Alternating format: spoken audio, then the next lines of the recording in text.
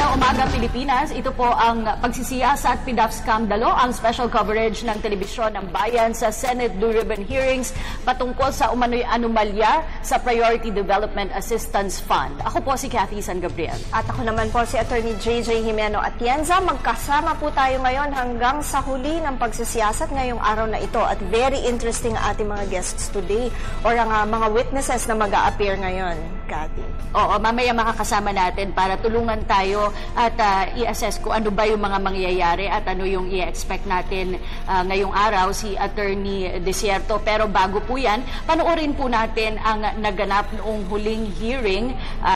Was 2 weeks ago, Attorney JJ, no? 2 weeks ago ito, si Ruby Tuason ang witness at that time. Panoorin po natin ito. Humarap sa Senado noong 13 ng Pebrero si Ruby Tuason, kaugnay ng investigasyon sa pork barrel scam. Ibinunyag ni Tuason ang mga naging transaksyon niya sa pork barrel scam queen na si Janet Lim Napoles, pati na sa ilang mambabatas. Ayon kay Tuason, tumanggap at naghatid siya ng milyon-milyong kickback mula sa maanumalyang transaksyon gamit ang mga bogus na NGOs ni Napoles. Did you deliver amounts to him? Other than that, anything else? Yes, I have. Kasi mabigat ho yung pera. Was it one occasion or several occasions? I did like at least twice. Twice. Yeah. Nilahad din ng bagman kung paano niyang nakilala ang pork barrel scam queen.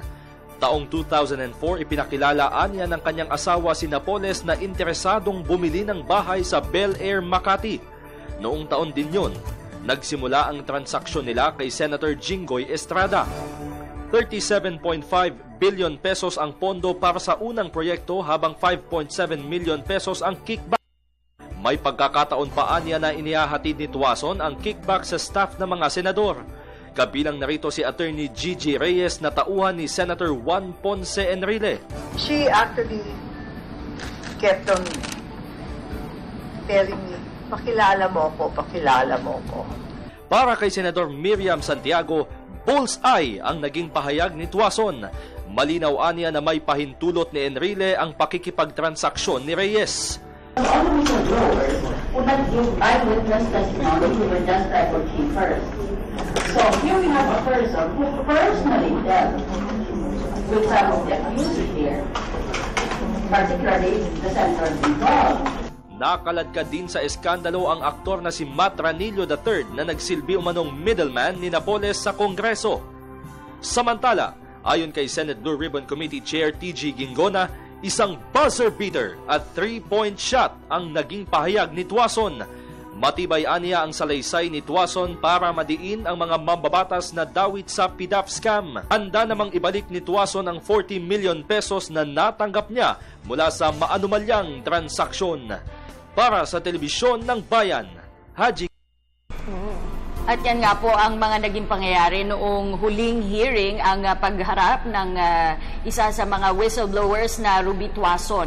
Nakikita niyo po ang eksena sa loob ng Senate Session Hall kung saan inaantabayanan na ang pagdating ng mga senador para umpisahan ang panibagong araw na naman ng Senate Blue Ribbon hearing patungkol pa rin sa anomalya sa Priority Development Assistance Fund. Attorney JJ, ngayong araw, panibagong whistleblower na naman at provisional state witness ang inaasahan. Yun nga, sabi nga raw ay si Director General dati at ngayon ay head ng TRC na si Dennis Cunanan ang may imbitahan ngayon. And they say na ito raw pagtestigo niya ngayon ay isang test sa kanyang credibility. Matanong natin ngayon yung ating guest, Attorney Dante. Ano sa palagay ninyo yung maaaring ilaman ng mga detestigo ngayon ni Dennis Cunanan at ano yung halaga nito dito sa investigasyon? Okay. Well, let's first remember na this is an inquiry in aid of legislation. Pero mukhang ang nangyayari is that kung ano man yung sasabihin ni Ginoong Cunanan, maaaring gamitin yan later on kung sakaling umabot yung kaso dun sa hukuman. So, it's a test for credibility because kung ano man yung sasabihin niya dito ngayon sa proceedings before the Senate, maaari niyang i-compare kung ano yung isasabihin niya sa kanyang affidavit. At saka hindi lang yon, pag nandun na sa korte yung kaso, the same questions na tinanong dito, for example, maaaring itanong yun doon sa korte. At pag hindi nagtugma yung sagot niya, doon magkakaroon ng problema in terms of credibility, which I'm sure the accused in a case is going to capitalize on. Just a bit of backgrounder on Director Dennis Cunanan. Dati po ay bago lumabas itong mga whistleblowers na sina Ben Hurloy at iba pa, ay naimbitahan siya kasama yung ibang mga agency heads bilang resource person dito po sa Senado. At nakapanayan po namin siya dito rin sa ating set. And medyo mga 5 minutes yung interview, no, Attorney JJ. Mahaba-haba Hindi lamang yata 5 minutes yung nangyari dahil off-cam pa lamang ay casual na rin siyang nagkikwento sa nalalaman niyang detalye dito. He was very candid that time and tinanong ko sa kanya on air, I wish we can look for the tape, no, so we can compare sana kung ano yung sasabihin niya dito ngayon sa ngayong araw na ito. Inamin niya, nakilala niya si Janet Lim Napoles at inamin din niya na nagpupunta sa kanilang tanggapan, although he denied any knowledge tungkol sa scam. Ang TRC, Attorney Dante, paano po yun nagagamit sa inyong pagkakaalam? Paano maaring magamit para pagdaanan ng mga pondo mula sa Priority Development Assistance Fund? Ano po ba kasi yung function ng TRC? Well, yung TRC kasi, that is the implementing agency for those projects that are being used or kung saan ginagastusan ng PD, ng PDAF. So I think the congressmen, or in this case the senators, would identify specific projects, but ang TRC as the government agency, yun talaga mag-implement ng specific project na yun. Sir, pero matanong ko lang, Attorney Dante, no? Kasi yung kagaya nga ng sinabi ni Cathy kanina, na nung naimbitahan namin siya dito late last year, nung hindi pa rin siya nag-figure dito sa PDAF. Wala pa yung listahan ng mga kakasuhan. No, may mga nabanggit siya na at that time ay deputy lamang siya, subalit yung kanya daw superior ang involved dito at may mga nabanggit din siyang amounts. Ang tanong lang po namin ngayon is kung ano po ba yung nasabi niya sa amin on air, ito po ba'y magiging katanggap-tanggap din kung sakali dito sa ongoing investigation ngayon? Well, yung kasing sinabi niya dito on air, hindi kasi yun under oath. So, hindi yun directly pwedeng gamitin doon sa Senate proceedings. Although, the Senate can request for a copy nung video para malaman nila kung ano yung mga questions na tinanong kay Ginoong Cunanan at para malaman din nila kung ano yung naging sagot. Kasi very important yun later on kasi pag nagkaroon ng tanong dito yung mga senador at hindi tumugma yung sagot ni Ginoong Cunanan, maaaring maka-apekto yun sa kanyang credibility pagdating sa husgado. Attorney Dante, pag sinabing provisional state witness, ano pong ibig sabihin na ito? Well, yung provisional ibig sabihin pansamantala, subject admitted siya, but kailangan i-approve muna yan ng ombudsman yung kanyang pagiging witness. Kasi yung kaso, nakasampayan ngayon currently sa Office of the Ombudsman. And it is the Ombudsman which has jurisdiction doon sa kaso. They will determine kung sino yung sasampahan ng kaso dito sa Sandigan Bayan. So provisional muna kasi inaantay pa natin kung i-approve ba yun ng Ombudsman. Pero kung sakasakali po, ano po ba yung mga panuntunan para talagang totally ma-admit siya into the Witness Protection Program? Well, nandiyan yan sa ating rules of court. Kailangan that he's not the most guilty. So, di ba? I think masasatisfy naman ni Ginoong Cunanan yung requirement na yon. At saka syempre, kailangan may personal knowledge yung witness na yon doon sa mga nangyari.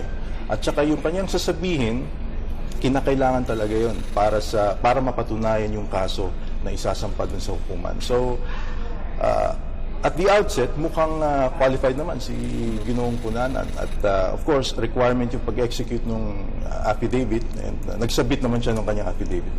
Attorney Dante, ito, di ba napakarami ng lumalabas na state witness daw o nag-a-apply na state witness at yung mga taong talagang sinasabi nilang direkta daw silang may kinalaman o isa sa mga nag-facilitate nitong PDAF scam. Ang tanong lang po ng taong bayan, hanggang kailan maaaring tumanggap ng tinatawag na provisional state witness ang government? Meron bang limitasyon kung ilan lamang yung pwedeng maging state witness? Kasi parang lumalabas na isa-isa na sila nag-a-appear ngayon dito sa Senado at nagsasabi ng kanilang nalalaman. Hanggang kailan ba ito at maapektuhan ba nito yung pag-iimbestiga ng ombudsman on the matter? Well, hanggat kailangan ng prosecution, in this case, yung prosecutorial arm is the ombudsman, kung sa tingin niya is makakatulong yung testimony ng isang witness, the ombudsman can continue to accept state witnesses para mapatunayan niya yung kanyang kaso. Wala namang limit yan eh. But the ombudsman has to operate within the confines of the rules of court. Kailangan hindi lang the most guilty. Does this mean po, kasi kasalama po yung si Ruby Tuason and si Director Dennis Cunanan doon sa listahan ng mga kakasuhan. Does this mean po na hindi na sila kakasuhan dahil kakanta na sila? Well, under the Ombudsman Act of 1989, the Ombudsman has the power to grant immunity. So, he can choose not to file the case in court. Pero hindi po automatiko ito na pag sinabing magsa-state witness, hindi na makakasuhan. Well, ganun na yung magiging effect because kung if the Ombudsman decides to use yung some of the respondents as a state witness, hindi na siguro siya isasama dun sa list of accused na sasampa ng kaso before the Sandigan Bayan. Attorney JJ, I just have a follow-up. Paano po yung mga perang nakurakot nitong mga sinasabing mga kakasuhan nga na ngayon ay nagbibigay na ng kanilang nalalaman? Dapat po bang ibalik yung mga perang yun? Actually, those assets, they should be frozen. And I think yung Anti-Money Laundering Council is moving in the right direction kasi I think they have already applied for the Court of Appeals for a bank inquiry order authorizing them to look into the accounts. I think they have also filed before Branch 22 ng Regional Trial Court of Manila yung application for a preservation asset order. And I think binigay na yun ng korte. So I think yung some of the assets, yung some of the respondents, including si Ms. Napoles, na-freeze na yun ng Regional Trial Court. Paano po si Tuason at si Cunanan? Sila po ba ay required na ibalik yung pera? Kailangan. Kasi kung may kinuha sila and those are proceeds of the crime, they will have to return it. But I think before it can be returned, kailangan ma-identify muna kung magkano ba talaga yung nakuha nila. Ayun ang tanong. Kasi, Attorney Dante, ito, no, may lumalabas ng mga accounts sa dyaryo na itong si Ruby Tuason ay pinayagan daw makalabas ng bansa, I think specifically sa Los Angeles, USA. At sinasabi nga na she was allowed to go there para daw maibenta niya yung properties niya so she can return the 40 million pesos na nakuha niya mula sa Kaban ng Bayan. Is this allowed? And yung sinasabi nyo nga, no, pwede naman palang i-freeze yung assets. Mayroon bang mga rules na dapat sundin? Paano siya nakalabas ng bansa gayong meron naman palang power ang gobyerno na i-freeze na lang yung assets niya at sabihin na lang niya na may property siya doon? Kung yung property na that is in the United States, that was acquired as a result of yung kinita niya dito because of this transaction or this scam, yung assets na yun dapat yung ma-freeze din. Meron namang cooperation between yung Anti-Money Laundering Council dito and yung counter-agency nila sa United States. Pwede mag-apply din ng asset freeze order doon sa United States. Pero pwede siyang magbenta because pwede rin yung voluntarily isauli yun. And I think it would also help her kasi it would show good faith on her part. I'm sure makakatulong din yun sa kanya. So, ang mga state witness pa, para sa kaalaman lang ng ating mga kababayang nanonood, pagka ikaw ay nag-a-apply na state witness, maaari ka pa rin makalabas ng bansa? Hanggat walang whole departure order issued by the Regional Trial Court, maaari pa rin umalis yung mga state witnesses. Alright, ang kanina pong nakikita nyo ay live video mula po sa loob ng Senate Session Hall kung saan inaantabayanan na po natin ang pagsisimula ng panibagong hearing day ng Senate Blue Ribbon Committee. Nandun na po ang ilang mga senador, Senador Sani Angara, nakita po natin Senador Bam Aquino and Senadora Grace Poe. At inaasahan nga po natin ngayon Commission ang pagbibigay ng testimonya ng panibagong provisional state witness na si TRC Director General Cunanan. How important, Attorney Desierto, is the testimony of Director General Cunanan in this whole scam, no? Kasi narinig na po natin yung kung paano mag-operate yung sa loob ng kumpanya ni Napoles through Ben Herloy and her former employees. Narinig na rin natin ang umano'y pagtanggap ng mga senador through Ruby Tuason. So ano po ang halaga ng magiging testimonya sa buong sistema ng kwento o sa pagbuo ng kwento sa anomalyang ito? Well, the case before the Ombudsman is for plunder. Plunder is yung amassing wealth through the use of the office of the public official concerned. Ngayon, meron na tayong ebidensya doon, a hint of evidence coming from Ruby Tuason na nagbigay siya ng ganitong mga halaga sa mga senador. Pero mukhang ano lang yun, he said, she said. Diba? So, to complement yung sinabi ni Ms. Tuason, makakatulong din kung meron kang testimony from Mr. Cunanan saying na may personal follow-up by the senators directly or indirectly through yung kanyang staff or assistants. Kasi kung meron nang nagsasabi na tinanggap niya yung pera, yung senador or yung sino man, tapos follow-up pa talaga siya through indirectly or through his staff, then it becomes harder and harder for the accused dito, respondents, to just say na wala kaming kinalaman dun sa nangyari sa aming PDAF. May connection din naman po dun sa follow-up, ano? Hindi po ba na kapag ako, let's say, ako ay isang congressman at meron akong proyektong gustong gawin sa rehiyon ko o sa kinasasakupan ko, normal lang ba na magrekomenda ako ng pagpupuntahan ng pondong ito at pag ako'y nagrekomenda at nalaman ko na grant pala yun dun sa isang ahensya, hindi na ba allowed na mag-follow up kung nakuha na ba yung pondo, kung nasa ang stage na? Kasi parang lumalabas doon sa mga nabasa natin, ano, na kapag ka nag-follow up, ini-implicate ka agad na kumita yan. So, paano po ba yung tamang pananaw ng taong bayan para dito? Ngayon siguro, baka hindi na po pwede yung siguro kung pag-follow up lang, because remember, yan ang PDAF ng congressman, so it's natural na for him to be interested kung ginamit yung pera niya at kung saan. Alamin mo syempre, hindi mo lang iaalat. Pero palagay ko yung involvement ng congressman will have to stop there hanggang follow-up na lang because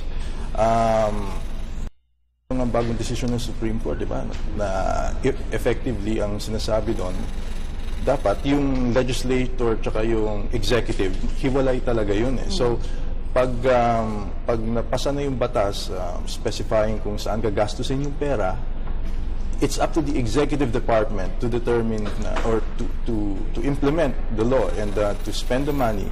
Hindi na dapat nakikialam masyado yung legislative branch kasi may separation of powers tayo. Nakikita po natin ang pagdating sa loob ng Senate Session Hall ng Chairman ng Senate Blue Ribbon Committee, Senator T.G. Ginggona, at inaasahan po natin na sa kanyang pagdating ay ilang sandali lamang mag-uumpisa na naman ang pagsisiyasat dito sa Senado. Attorney Desierto, merong bagong development naman dito rin, pero ito ay patungkol kay Ben Herloy. Yung pagpapalit niya, binitiwan niya ang kanyang abogado at naghanap siya ng bagong abogado. Ganun po ba talaga na in the middle of a case, pwede pong maghanap ng ibang abogado at bitiwan yung kasalukuyan? O karapatan niya ng kliyente kung sino yung kanyang magiging abogado. At saka normal talagang nangyayari yan, nagpapalit ng mga abogado kasi umaharap din naman tayo sa husgado at nakikita naman natin na nagpapalit yung ang abogado for many reasons. Pero it doesn't really affect yung case, especially this case pending before the Ombudsman kasi nasampa na yung kaso doon eh. So yung homework actually nagawa na yun ng abogado. So, hindi yan, pag may bago ng abogado in fact, may bago ng abogado si Mr. Louie, hindi na yun masyado makaka-apekto sa bilis or sa takbo ng kaso. Kasi nandyan na, nagawa na eh. Pero lilinawin lang po natin, yung abogado niya ay dun sa kaso ng isinampa laban sa kanya, no? Yung isinampa niya kay Napoles dun sa serious illegal detention. Subalit ito nga po, kunyari ay umatras na siya bilang abogado dun sa serious illegal detention case at pagkatapos ay nananatili siyang lawyer para dun sa the rest ng mga kasamahan ni Ben Horluy. Kung matuloy po ang kaso ng Ombudsman against the perpetrators of the PDAF scam, magkakaroon ba ng, let's say, conflict of interest kung sakali na itong si Levi Baligod ay mag-represent din naman, let's say, kay Dennis Cunanan? Oo.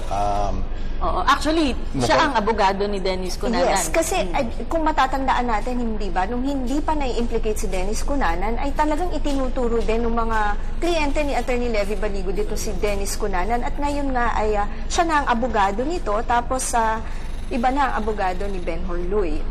Well, mukhang may conflict of interest, pero kung titingnan mo ng mabuti, mukhang aligned na yung interest kasi nung complainants, witnesses. Recently, at saka si Mr. Cunanan. Pareho na silang, they will be sitting on the same side of the fence. So, what interest will be conflicting? Wala na siguro. Unless, of course, yung mga complainant witnesses will continue to run after si Mr. Cunanan. Pero I'm sure na pag if the Ombudsman will grant the application to become a state witness, and I don't think the complainants would have a choice. Hindi na nila siguro i-contest yung decision ng Ombudsman, and they will all be on one side, in the prosecution side, against the accused. Okay, but there are unverified Attorney JJ. I've read in several broadsheets na nagsasabing ang pagkuha ni Attorney Baligod, ang pagkuha ni Dennis Cunanan kay Attorney Baligod bilang abogado ang dahilan kung bakit siya binitiwan ni Ben Horluy. Ang sinasabi, ito again, I am repeating, these are unverified reports. No one has really interviewed Ben Horluy. And yung sulat niya po, sinasabi lang ay dahil sa lack of time na ibinibigay ni Attorney Baligod sa kaso. Pero may mga nagsasabi nga po na dahil nga hindi matanggap ni Ben Horluy dahil isa nga si Dennis Cunanan doon sa mga ini-implicate niya, and ngayon yung lawyer niya ito rin ang magiging lawyer nitong si Director Cunanan. Isang paalala lang, ang nakikita niyo po earlier sa screen ay dumating na po ang pangunahing witness na si Dennis Cunanan para sa araw na to, at pati po ngayon si Ben Horluy, kadarating lamang po sa session hall ng Senado. Naroon din po si Justice Secretary Laila De Lima. Sila lang ang tatlong resource persons and witnesses na imbitado po sa pagdinig ngayong araw, and inaasahan po natin na ilang sandali lamang ay mag-uumpisa na with the arrival nga of Ben Horluy and Director General Dennis Cunanan. Kapansin-pansin na naka-bulletproof vest itong si Director General Cunanan, and tanging itong si Ben Horluy lamang yung naka-bulletproof vest. Pag po ba sinabing provisional state witness, are they already under the protection of the NBI, yes, Attorney Dante? Ibig sabihin na they're already under the WPP program, Witness Protection Program. So they're entitled to all the benefits, especially kung na-complete nila yung requirements to be an applicant sa program. Okay, panoorin po natin ang hearing ng Senate Blue Ribbon Committee. First of all, I'd like to acknowledge